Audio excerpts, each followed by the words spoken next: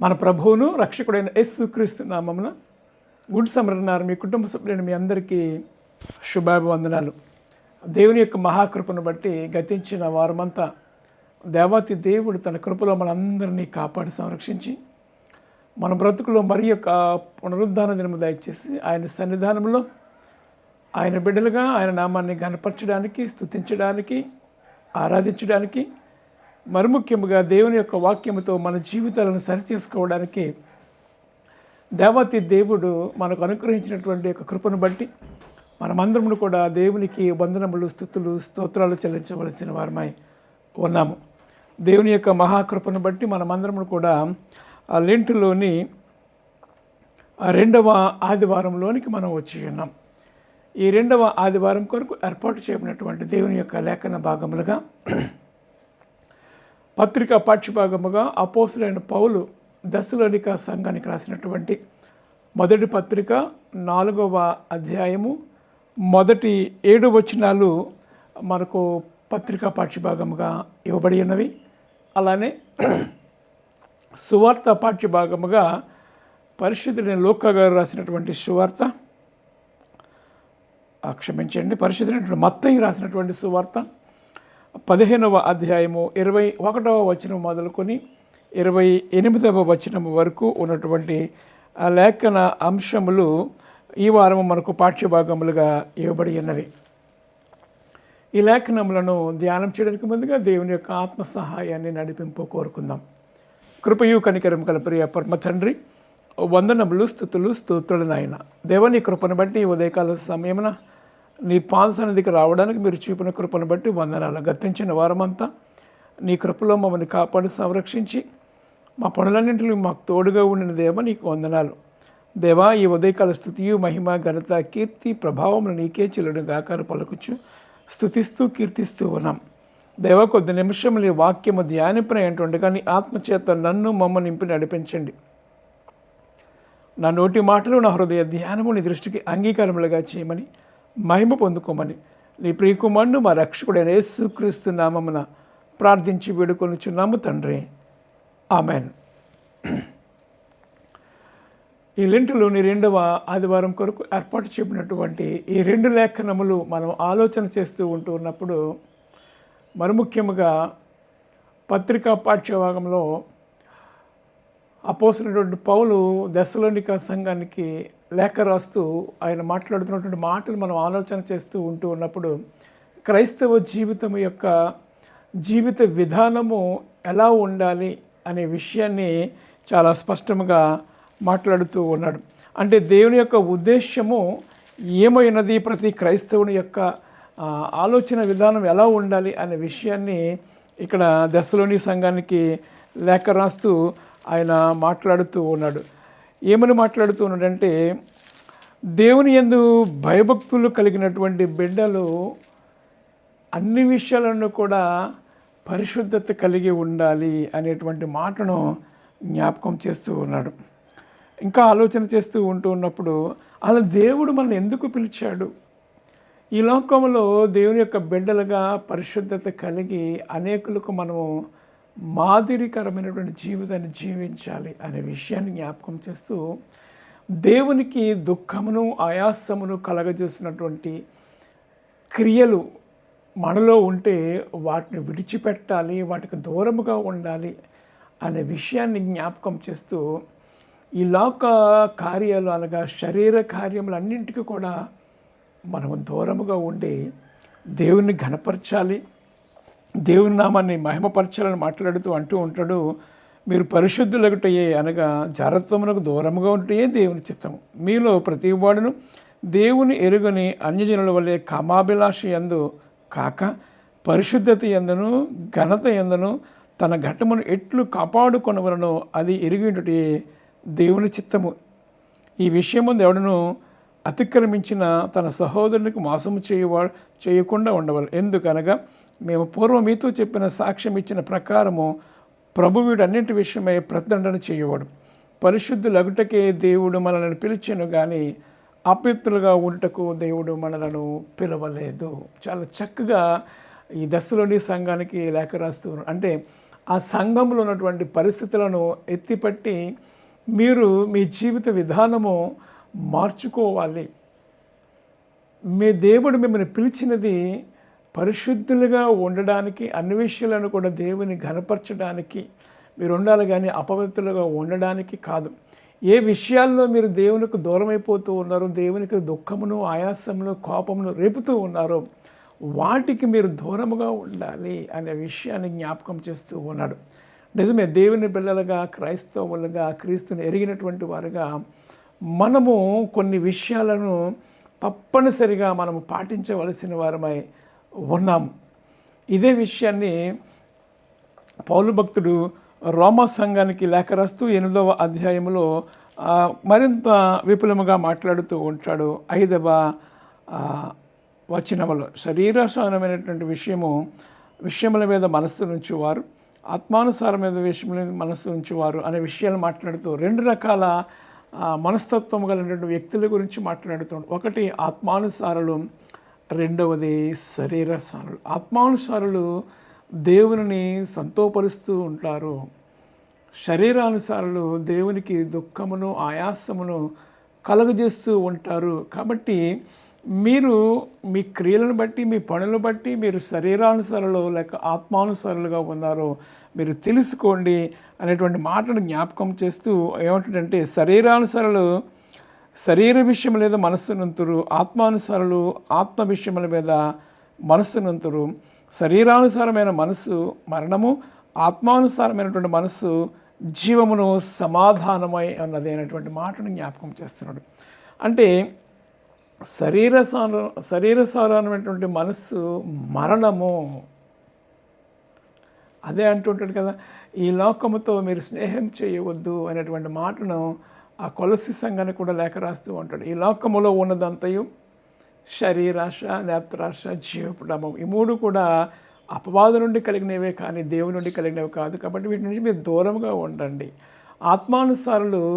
ఆత్మానుసారమైనటువంటి విషయంలో ఏదో మనసును ఉంటూ ఉంటారు. అంటే దేవుని ఏ రీతిగా సంతోషపరచాలి, దేవుని బిడ్డలుగా అనేకులకి ఏ రీతిగా మనం మాదిరిగా ఉండే జీవితాన్ని ఉంచాలి, దేవుని రాజ్యంలో అనేకులు మనం ఏ రీతిగా ఆత్మలు సంపాదించి ఆయన బిడ్డలుగా ఈ లోకంలో ఉండాలి అనేటువంటి విషయాలు మనము ఆలోచన చేస్తూ ఉంటాము అనేటువంటి విషయాన్ని జ్ఞాపకం చేస్తున్నాడు. ఒక రకంగా చెప్పాలి అంటే మన క్రియలను బట్టి మనం ఎలా ఉంటూ ఉన్నామనేది మనకి ఎవరూ చెప్పక్కర్లేదు.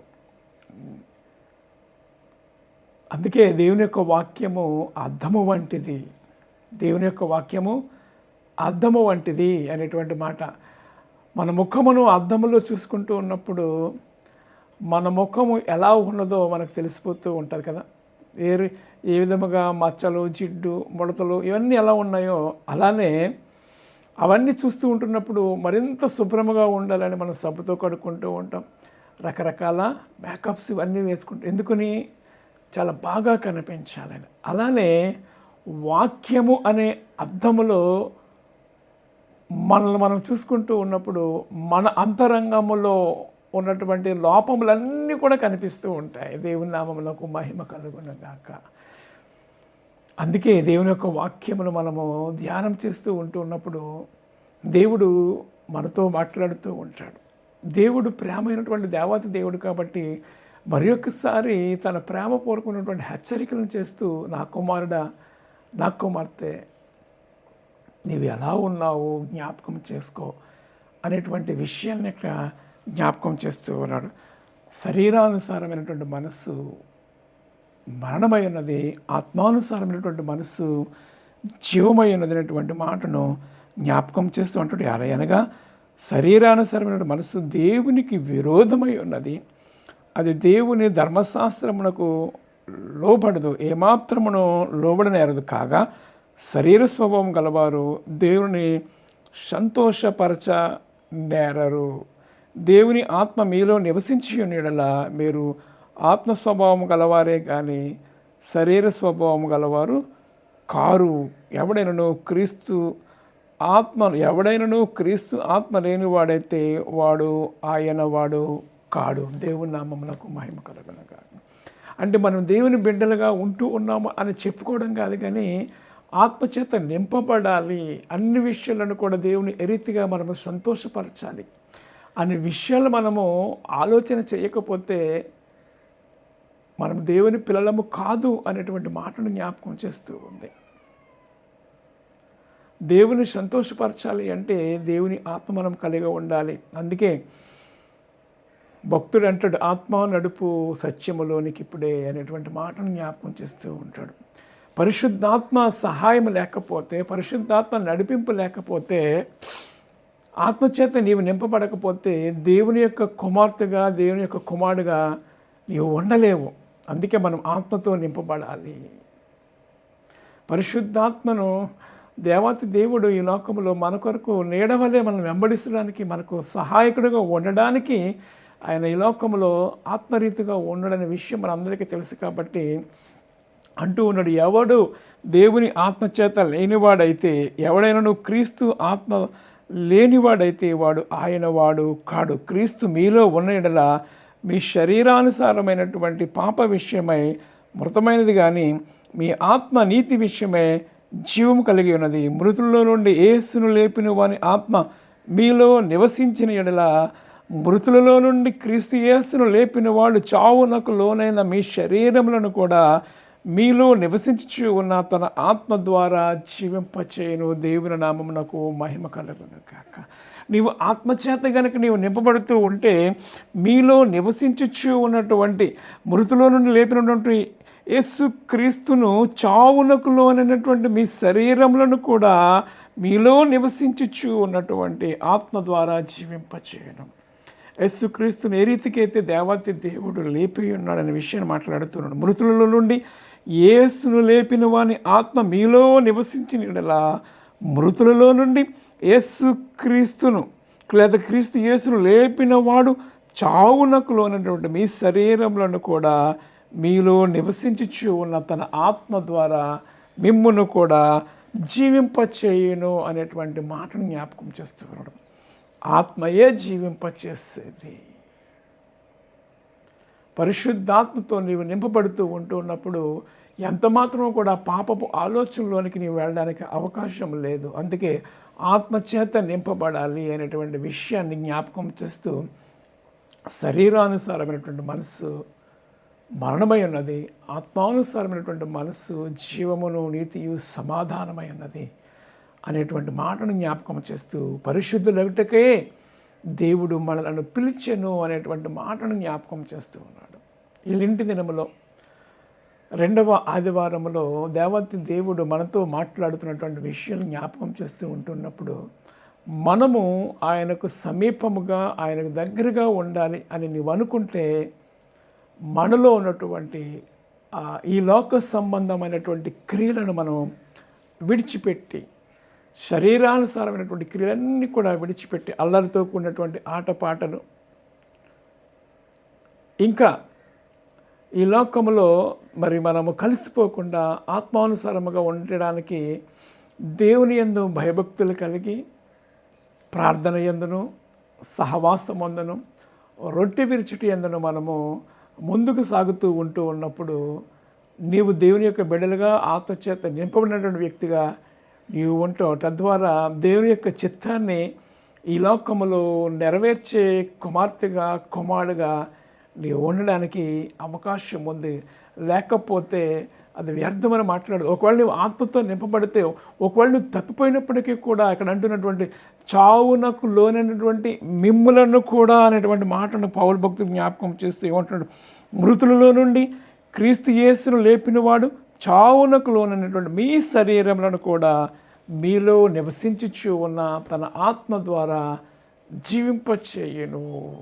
ఒక్కసారి మనం ఆలోచన చేస్తూ ఉన్నప్పుడు ఒకవేళ మనం ఎక్కడైనా పడిపోయి ఉంటే తిరిగి మనల్ని మనం కట్టుకోవడానికి, లేవనెత్తడానికి దేవుడు మరి ఒక్కసారి తన వాక్యము ద్వారా మనతో మాట్లాడుచు ఉన్నాడు. ఆత్మానుసారమైనటువంటి జీవము అది సంతోషమునిచ్చేది, ఆనందమునిచ్చేది అని మాట్లాడుతూ, శరీరానుసారమైనటువంటి మనస్సు మరణము అనేటువంటి మాటను జ్ఞాపకం చేస్తూ ఉన్నాడు. కాబట్టి శరీరానుసారమైనటువంటి మనసు దేవునికి విరోధమై ఉన్నది. మనం దేవుని సంతోషపరచాలి అంటే వాటిని విడిచిపెట్టాలి. గలతీ సంఘానికి లేఖ రాస్తూ పౌలు మాట్లాడుతూ ఉంటాడు కదా, మనందరికీ తెలుసు కదా.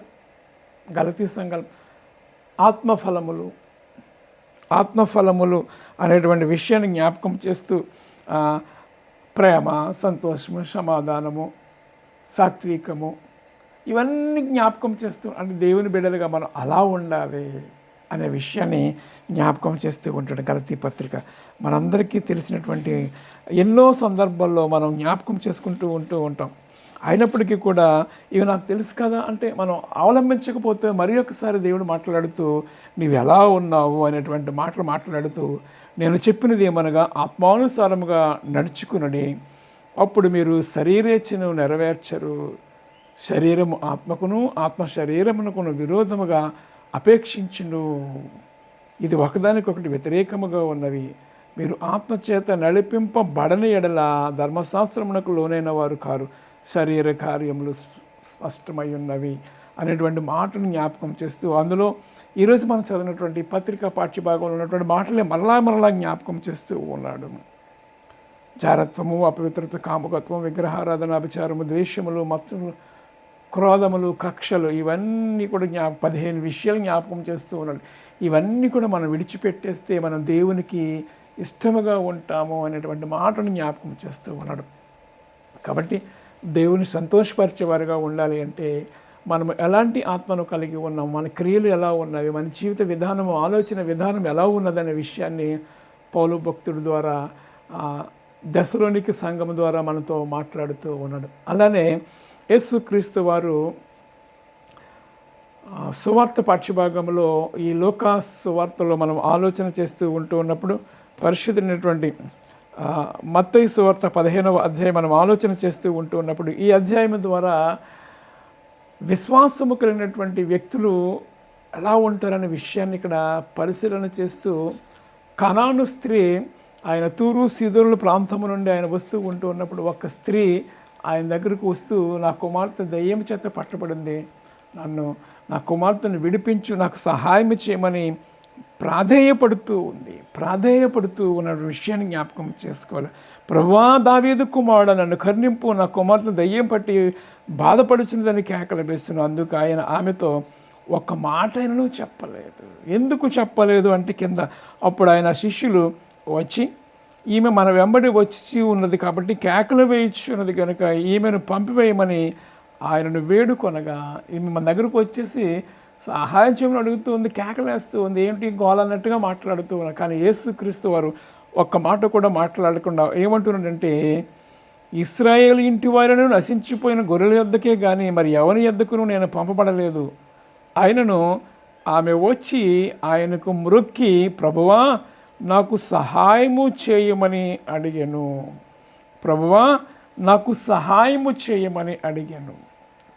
వాస్తవానికి యేసయ్య ముందు చెప్పినటువంటి మాట అంటే, నశించిన ఇశ్రాయేలు ప్రజల దగ్గరికి నేను వచ్చాను అనేటువంటి మాటను జ్ఞాపకం చేస్తూ, అంటే ఈమె కనాను అంటే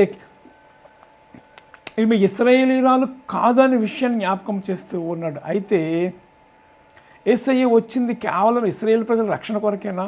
కాదు కదా.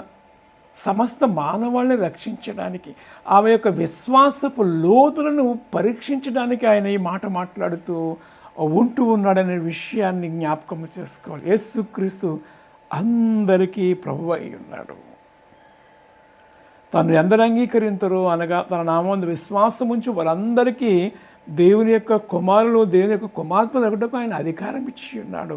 అయితే ఈ సందర్భంలో మనం ఆలోచన చేస్తూ ఉన్నప్పుడు ఆమె వచ్చి ఆయనకు మ్రొక్కి, ప్రభువా నాకు సహాయము చేయమని అడుగుతూ ఉన్నాడు, ప్రాధేయపడుతూ ఉన్నటువంటి విషయాన్ని జ్ఞాపకం చేస్తూ ఉంటున్నప్పుడు ఆమెను మరలా ప్రశ్నిస్తూ ఉన్నాడు. ఏమని? అందుకు ఆయన, పిల్లలు రొట్టె తీసుకుని కుక్క పిల్లలకు వేయట యుక్తం కాదని చెప్పగా ఆమె, నిజమే ప్రభువా, కుక్క పిల్లలు కూడా తమ యజమానుల బల్ల మీద నుండి పడు మొక్కలను తిరును కదా అని చెప్పాను. ఈ మాటలో చాలా అర్థం ఉంది. కుక్క పిల్లలకు పెడుతున్నటువంటి ఆ యజమానులు ఏ రీతిగా చూస్తూ ఉంటారో, నిజమే ప్రభువా, కుక్క పిల్లలు కూడా పిల్లల రొట్టె తీసుకుని కుక్క పిల్లలకు వేయటం యుక్తం కాదని చెప్పగా ఆమె, నిజమే ప్రభువా, కుక్క పిల్లలు కూడా తమ యజమానుల బల్ల మీద నుండి పడు మొక్కలు తినను కదా అని చెప్పిన. అందుకు యేసు, అమ్మా, నీ విశ్వాసము గొప్పది, నీవు కోరినట్టే నీకు అవునుగా కానీ ఆమెతో చెప్పిన. ఆ గడిలోనే ఆమె కుమార్తె స్వస్థత నొందింది. ఈ కుక్క పిల్లలు దేనికి సాదృశ్యం అంటే 2-3 డెఫినేషన్స్ మనం ఆలోచన చేస్తూ ఉన్నాం.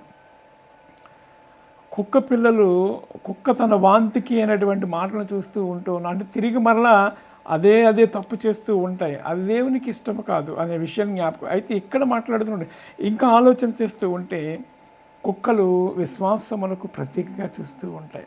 ప్రకటన గ్రంథంలో కుక్కలను గురించి జాగ్రత్తగా ఉండండి అనేటువంటి మాటను కూడా జ్ఞాపకం చేస్తూ ఉంటాడు. ఇక్కడ ఆలోచన చేస్తూ ఉన్నప్పుడు ఆమె విశ్వాసపు ఆలోచన విధానాన్ని జ్ఞాపకం చేస్తూ ఉన్నాడు. కుక్క పిల్లలు కూడా అనేటువంటి మాటను జ్ఞాపకం, తమ యజమానుల బల్ల మీద నుండి పడు మొక్కలను తిరును కదా.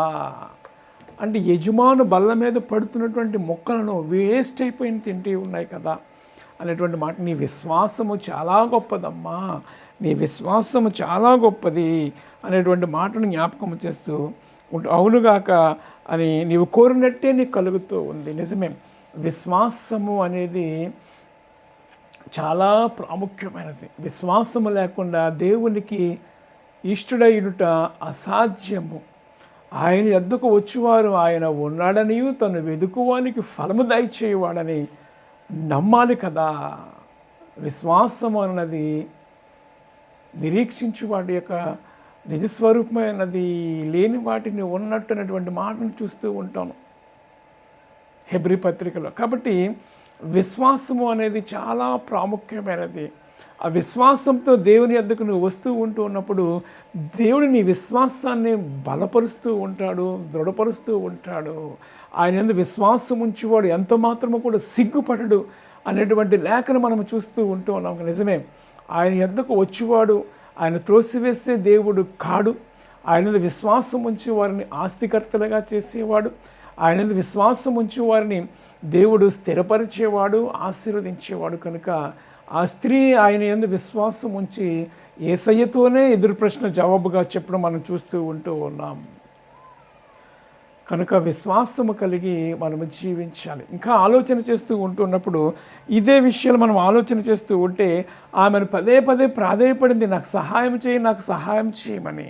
నిజమే, అడుగుడి మీకు ఇవ్వబడును, వెదుకుడి దొరుకును, తట్టుడు తీయబడును అనే రీతిగా మనం ఆలోచన చేస్తూ ఉన్నప్పుడు ఆయన కొరకు మనము ఆలోచన చేస్తూ ఉంటే దేవుని బిడ్డలుగా దేవునికి మనము ఆలోచన చేస్తూ ఉన్నప్పుడు దేవుడు తన వెదుకు వారి ఎడల ఆయన కృప చూపే దేవుడు అనే విషయాన్ని మనం జ్ఞాపకం చేసుకోవాలి. ప్రియమైన వారు, లూకాసు వార్త 11వ అధ్యాయము 5-10 వచనాలు మనం ఆలోచన చేస్తూ ఉన్నప్పుడు లూకాసు వార్త 11వ అధ్యాయము 5-10 వచనాలు కొన్ని ఆలోచన చేస్తూ ఉంటే అక్కడ కూడా ఒక విజ్ఞాపనను గురించి చూసినటువంటి మాటలు మనం చూస్తూ ఉన్నాం.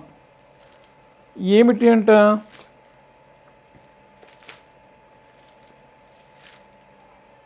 లూకాసు వార్త 11:5-10 మనం ఆలోచన చేస్తూ ఉన్నప్పుడు